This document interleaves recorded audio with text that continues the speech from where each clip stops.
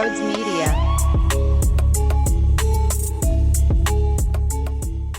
Talk is cheap. You know, they get to come back in the link.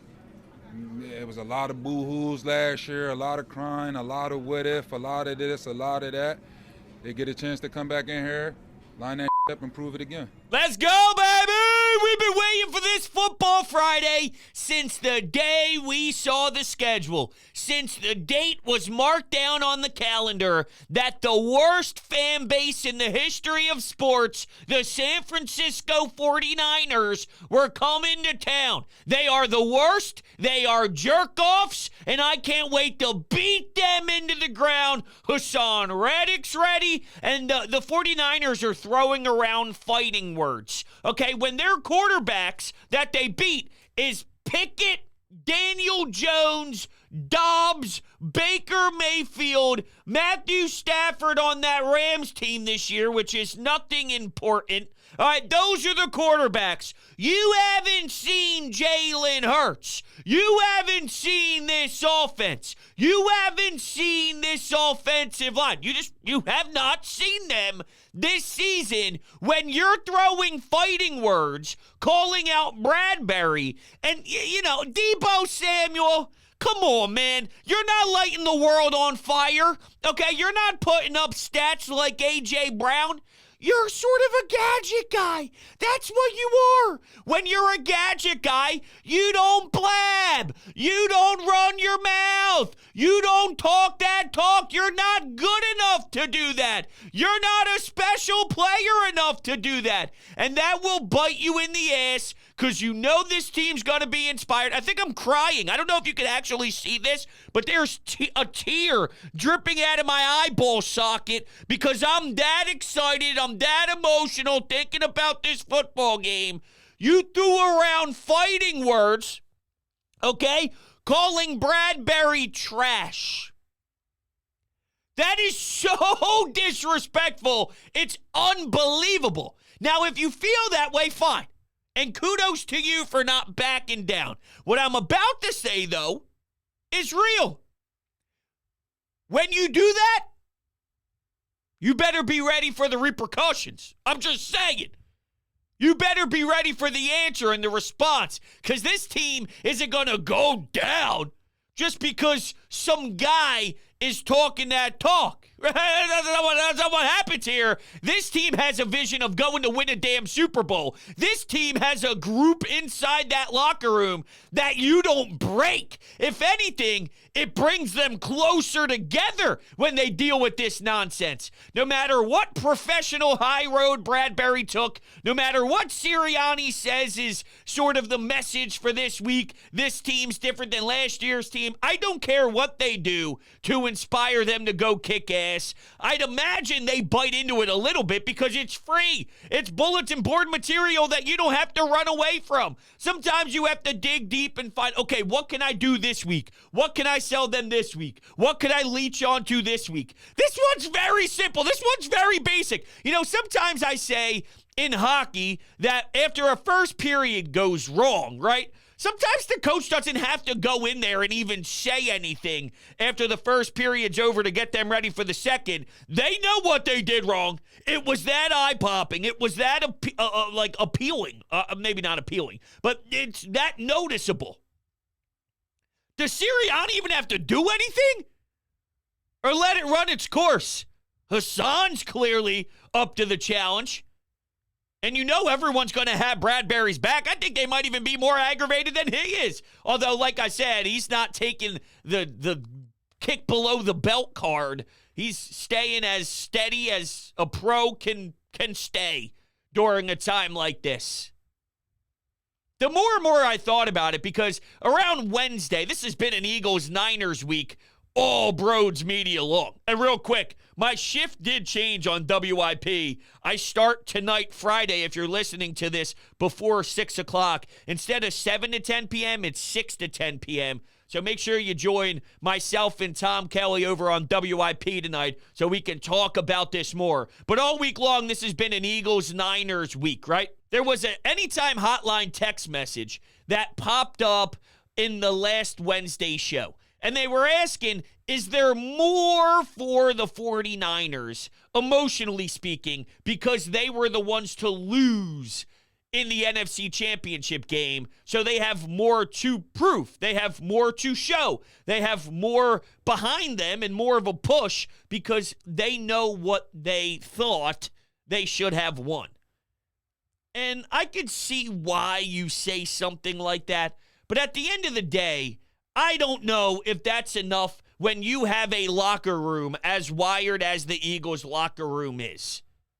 That stuff's all cute. All that side noise and off to the edge and whatever's going on that's off the football field.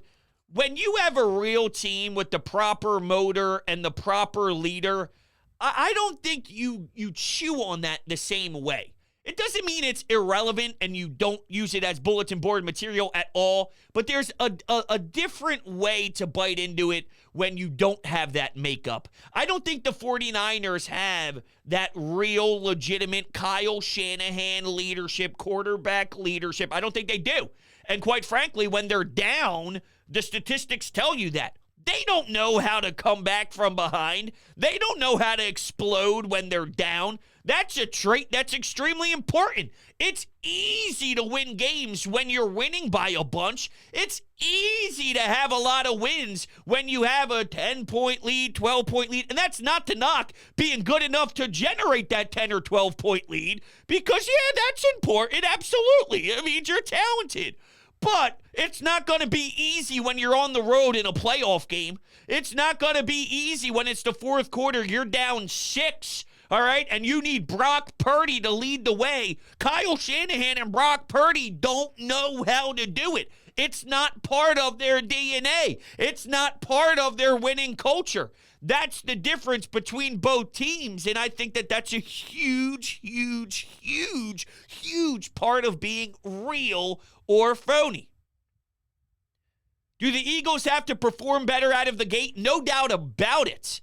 And I'd be extremely disappointed with this matchup if it's the very same as it's been. And there's two ways to look at it, bros. This is who they are, so get it together, be prepared. Or there's no way with this talent that can keep up forever. Brian Johnson definitely flips the script in the second half. There's real substance to how much they tear apart other teams in the second half. Brian Johnson and Jalen Hurts do it together. There is a tandem. Can they get DeAndre Swift going in the run game? That will be fascinating. Their front in their defensive line is crazy. We're going to see Hargrave and get the taste of being on the other side. Bosa, their acquisition of Chase Young. With that, though, we have a spectacular offensive front that should give Jalen Hurts plenty of time to make plays out there. Let's see if A.J. Brown can get back to his 100-plus yard show. Teams clearly put an emphasis on him because you can't let him explode. But if you do go with that philosophy that A.J. Brown can't beat us, well, I hope you paid attention to what Devontae Smith was doing because he's ready to be that force next. He's ready to step up and deliver. He's ready for 100 yards and toe tapping down the sidelines. If they feel the way that we feel right now, as a fan base, if that group and that core have the same type of feeling in their gut that I have listening to some garbage clips of 49ers fans running their mouth, saying, bring it on, all that crap and slop. If they feel whatever I'm feeling and they reach their max capacity, which I don't expect them not to, then, dude, they're going to do it. They're at home. They're at the link. They're going to do it. And the crazy part, thinking about this, you're an underdog story, is that means that the Vegas odds are saying if this was in San Francisco, the 10-1 Eagles are close to a touchdown underdog. Right? I mean, seriously. The standard is when you're home, you're a 3-point favorite. For the 49ers to be the favorite, if this is at home for San Fran, You're a touchdown underdog? I've never seen so much disrespect in my life. I think they might lean into that more so than anything the 49ers are saying specifically. But I don't know. They'll probably use all of it because that's what these teams do. And then after the game's over, they reference it after all week long downplaying it. That's pretty much the moral of the story. This isn't anything new. But it's going to suck to have to try and stop Christian McCaffrey without your best linebacker in play. George Kittle without your best linebacker in play. The middle of the field, essentially, with Zach Cunningham.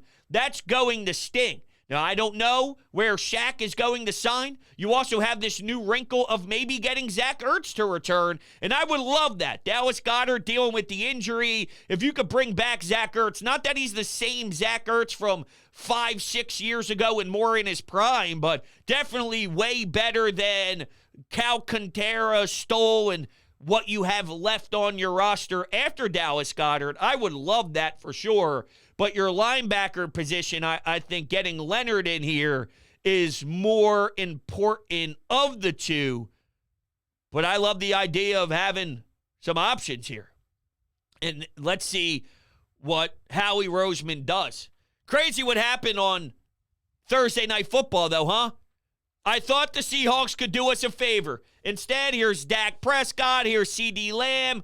Look, Dallas fans watch us do that every single damn week. It sucks. I turned the TV off the second I realized the game was over. Once I saw some of those fourth downs. Yo, for everyone bitching that the push-tush is so damn simple and it's unstoppable, how come all these other teams can't do it on fourth down? How come they're running traditional runs and getting stopped a yard or two behind the line of scrimmage? It's not very simple to execute. It pisses me off to see a team like Seattle on fourth down have a most obvious opportunity to get a damn yard, and it's frustrating to see the dopes that are out there. But it's not that easy. It's not that easy, but I still try it. Like, come on. Still try a QB sneak. You got a first down earlier with Geno Smith keeping the football, tucking and getting a first down. Unbelievable. What else is unbelievable is my friends over at MyBookie. Picture this, not just watching games, but turning every second into a potential win. With MyBookie, you could stream the game and live bet them and turn any game day into a payday. Ready to up your game? Sign up today and make your first deposit with promo code BROADS for a sweet deposit bonus up to $1,000. That's promo code BROADS to claim your bonus. This isn't just a promo code. It's your secret weapon to get the extra edge on the house. The best part is you don't need to be a sports whiz to win at MyBookie because you can cash in on everything from politics to your favorite shows and then some. So bet anything, anytime, anywhere, only with MyBookie. Hey, the yards after the catch is going to be massive too. So let's make sure we clean up the tackling, wrap them up, and get them to the ground. Because you know Shanahan likes to get cute and have these guys operate in space and let them try and use that to their advantage, scheme some things up. Let's go, baby. Now, your secondary is what it is, and it's not very polished right now. So we are going to put a lot of stress and a lot of emphasis on our front getting to the quarterback. I wonder if there's going to be any PTSD from Brock Purdy when he sees Hassan Reddick. And if Hassan Reddick gets to him a couple times, maybe there's a fear factor that steps in, meaning he starts to hesitate, he's getting swarmed, there's too much pressure, he knows what happened the last time he was here. Hassan Reddick is a major, major problem, and I hope that they're ready because if you throw a backup tight end on Hassan Reddick again, I'm going to tell you what's going to happen. All right? Something bad, something unfortunate that we don't root for. It's just a product of the game when you put together a mismatch so eye-opening and so obvious.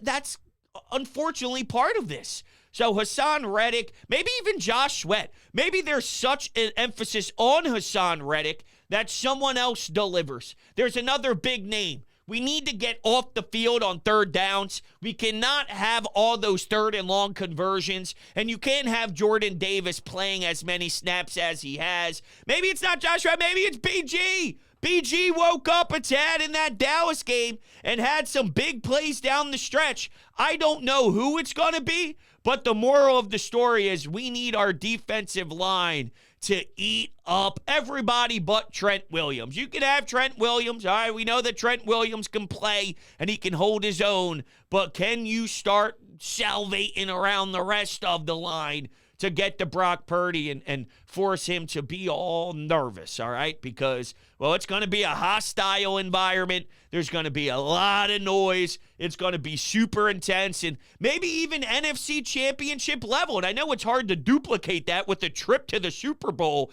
in mind, but because of all the circumstances with the fans and because of all the fraudulent people in San Francisco, I think it's added so much turmoil that it's very hard to get to this point, but we may be in a position where a regular season game can actually mimic what an NFC Championship game can be like, and just the ferociousness of it and the intensity of it and the building being on such a high. I'm jealous of anybody who's getting to go to the game. I was thinking about this the other day because I was talking to one of my buddies who got some tickets recently, and it's been a while since I got down there to the Link. Been a couple of years. I like watching football in my own home, though, especially for the purpose of doing what I do. I think it's easier to absorb everything that happens watching in my man cave and embracing it that way. But, man, it's been a while since I got to the Link, and just games like this remind you of why it's so unbelievable. But speaking of tickets, all right, if you want to get yourself to a Flyers game, a Sixers game, or an Eagles game, well, go nowhere else but TickPick. And if you click the link down below in the description, my promo code's already activated with that link, and they are the best on the market. You will receive $10 off of your purchase if you spend over $99, but they have the best prices guaranteed. Their ticket prices will beat any of the major competing marketplaces, and they are so confident about it, they guarantee it. If you find the same seats elsewhere at a better price than TickPick, you get 110% of the price difference in form of TickPick credit. So the upfront pricing, no more doing math in your head to prepare for how much extra you plan on spending on top of the listed price than on other sites, because the price you see on TickPick is the price you'll pay at checkout. Period. End of story. There's no added service fees, hidden fees, or otherwise. So make sure you get started and check out TickPick down below in the description. Okay, before we run to the Anytime Hotline, it is pretty impressive to see some of these numbers that the Eagles are producing for these broadcasts. So we get our first Monday Night Football flex, huh? So instead of a Sunday late afternoon game against Seattle, it's prime time for everybody else. Now, normally speaking, if my schedule was normal that week, I'd be pissed because there's nothing I hate more than the late games due to my schedule. And then now I have to record my show, and by the time I'm done, it's 1:30, 2 a.m. I'm exhausted. It's a lot, right? I prefer 1 o'clock or 4 o'clock because my night ends earlier. But that week, my wife is getting induced on December 14th. So that Sunday, I don't know if I'd still be in the hospital. I don't know where we are with the baby. Pushing that game back an extra day might give me the opportunity to be back at my house with my baby girl for the first time. Who knows? Maybe that's the first game that we watch together as father-daughter. I have no idea. But because of the situation for me, I'm happy about it. But the NFL, with people buying tickets and setting up their flights and their red eyes and getting home and work the next day and all that, man, it could be a disaster. And I do feel bad for those people that plan that stuff out because that's a nightmare. All right, let's go to some text messages here. We have some calls as well. We'll start with Brett, who says, "Hey, bros, this is on Brian Johnson. You have to score a ton of points to work with the lead. Brock Purdy down, he won't do anything. Too much pressure for him and Kyle Shanahan. Can't ask the defense to pitch a shutout, so we need the offense to put up points and put them up in the first half." Brett, exactly. Yes. Yes, times 1,000. Yes, times 2,000. Yes. I want to see them sweat. I want to see them go to the broadcast, and the broadcast is showing Kyle Shanahan with the play calling sheet covering his face because he's down 14. He's got no answers. He's looking up at the scoreboard with this look of confusion. All right, there's this haziness that's in his eyes because he's lost and he doesn't know what to do. And it's 3rd and 16. And here's Reddick. He's chasing him down. Here's Josh Sweat. He's landed on top of him. The ball's loose. The ball's loose. Oh, Fletcher Cox scoops it up. He takes it down to the 3. Okay, all right. No, maybe the 1. And then they tush it in for 7. Jalen Hurts with the celebration puts his hands up, and David Carr thinks he's lost. But in reality, it's Kyle Shanahan who's lost. Dude, sign me up. But yes, Brian Johnson and them, whatever they figure out in the second half, and they do get the answers. There's a lot of credit to finding the answers. I just hate how long it takes to get the answers. Getting the answers is extremely important. But let's maybe get this from the jump and mix in more than some 3-and-outs and some punts and some screens and some of the designs and the QB draws. And come on, man, even though they do score a touchdown with Jalen Hurts taking it in an overtime. It's unreal what we see from this team sometimes. It's unreal. All right, Sirianni is going to motivate just like he did against Kansas City.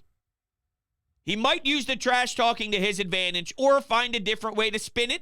He's a different cat. This is a major game for the NFC standings, and I just don't think Hurts lets them down. He knows the stakes, and he has James Bradberry's back. Go Birds. Once again, we'll wait to see what John Clark of NBC Sports Philadelphia tweets out in regards to how Nick Sirianni elected to get the group going this week. I trust this quarterback. I trust this leadership. Look, there might be some iffiness involved, right? You might be down 8 going into the half. So what? Can they go score 30 in the second half? I've seen it. Can they go get 20 in the second half? I've seen it. Who am I to count them out at any point? Knowing what we've seen so far, there probably will be stretches of, oh man, here we go. All right, classic Birds. But you know what classic Birds means? 11-1. There's another victory at the end of it. When the clock hits 0, Nick Sirianni's screaming something to the fans as he's walking back to the locker room. And it might be targeted towards Deebo Samuel, who wants to run his damn mouth. There's nothing I want more than a James Bradberry pick. And I wonder if his emotions would take over and he does something in the moment, or if he keeps it cool as hell and just as professional as he did standing in front of his locker. It's easy to do that then because you're preparing yourself for those questions. You know what's coming. You know what you heard. And I still can't believe it, how disrespectful that is. I mean, that is so ridiculously disrespectful. I don't know why they think that's the best way to go about business, though. Fred Warner made some comments. I respect him. Their punter called Jalen Hurts a system quarterback last year. Now, that's something I would dive into if I'm Sirianni. 49ers kicker rips Jalen Hurts. Don't forget that. Do not forget that. 49ers kicker takes a shot at Eagles quarterback and questions the quarterback's ability to throw. Here's the first line of the article. The San Francisco 49ers were dominated in the NFC Championship game less than 2 weeks ago. Oh, that's great. That's great. But some of the 49ers are still talking about their 31-7 loss to the Eagles. San Francisco was forced to put in their veteran backup, John Johnson, but all-pro kicker not only seems to feel like the injuries ruined the 49ers' chance of winning, but he was also unimpressed with how the opposing team's quarterback played the game. Okay? If you make Jalen Hurts play quarterback, you're going to have probably a pretty solid day on defense. It's tough to win a football game in the NFL without a quarterback, let alone an NFC championship game. This is Christian McCaffrey talking about not having Brock Purdy. But in what universe is a kicker gonna say crap like if you make Jalen Hurts play quarterback, you're probably gonna have a pretty solid day on defense. Dope, stupid, dumbass. That's the difference in what the Eagles have in their room and what the 49ers have in their room. I'm just saying.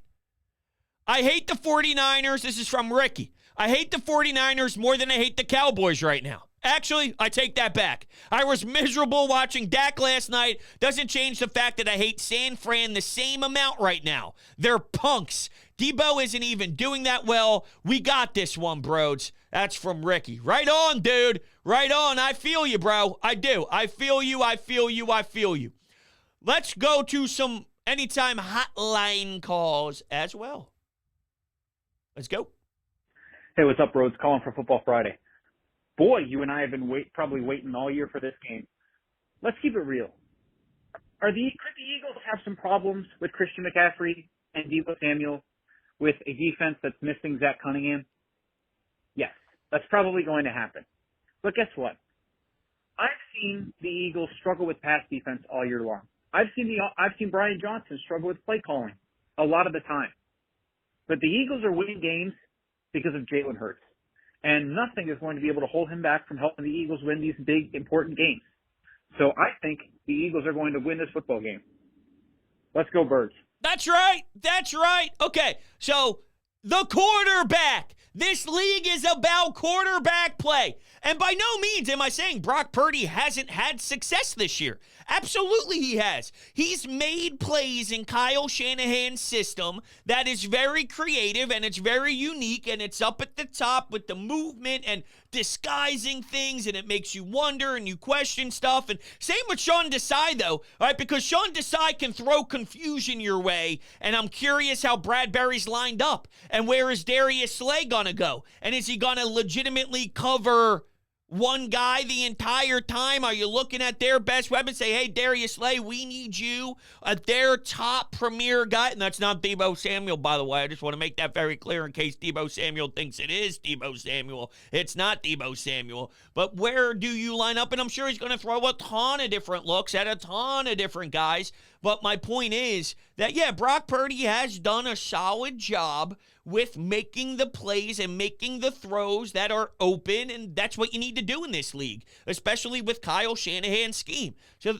okay, but what happens when it gets tough, when it gets difficult, when you have to fight from behind, when you need multiple touchdowns in a short amount of time?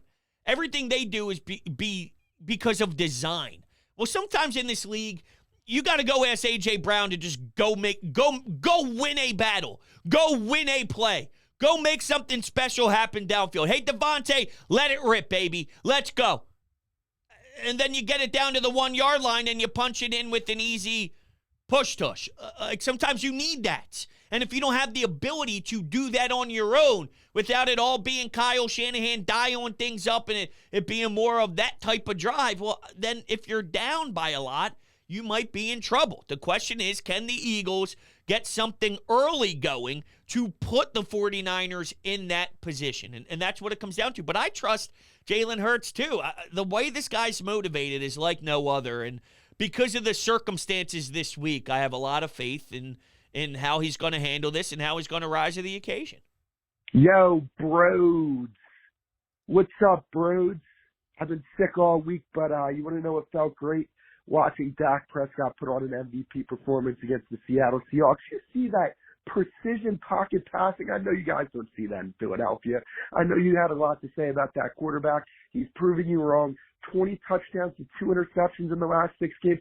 Oh, but they played garbage competition. Yet you guys played for the same teams that we played, and Dak Prescott outplayed Jalen Hurts in every single one of those games, even though your dumbass would admit that the Eagles are better across the board on offense. So, yeah. Up yours, dickhead. Seemed like a good guy. That's how the Cowboys fans are reacting after a game against Seattle. Their first win against a team with a winning record, and that's how they respond. I see precision passing. I watch Jalen Hurts every single week. You don't think Jalen Hurts has precision with his passes? I'm going to take the James Bradbury approach here, okay? They don't know how to act, which is funny because they've been in the position before where their team was good and then fold in the playoffs because that's all they know how to do. So you would think that they'd hold back some of their comments because every year it's their year, and then it hasn't been since I was in diapers. I'll take the James Bradbury road here. That's fine. I love you guys to death.